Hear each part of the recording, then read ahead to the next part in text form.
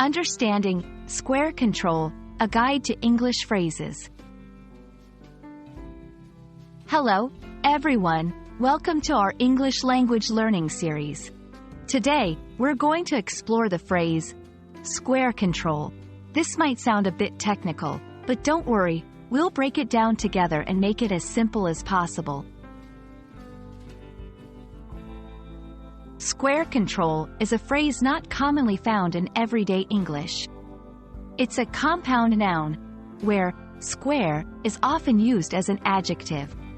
The term might imply control or dominance over a square-shaped area or space. However, since it's not a standard phrase, it's important to understand it in context. Board games and strategy.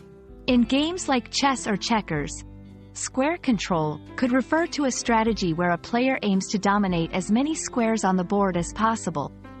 Urban planning and architecture. In urban planning or architecture, this term might be used to describe the management or development of a square-shaped plot or area. Computer graphics. In the field of computer graphics, square control might relate to the manipulation or management of square-shaped pixels or elements. In chess, maintaining square control is crucial for a strong defense. The city's new square control policy has transformed the downtown area. Learning about square control in graphic design has improved my digital artwork. Don't confuse it with control square, which has a different meaning. Remember, it's a context-dependent phrase.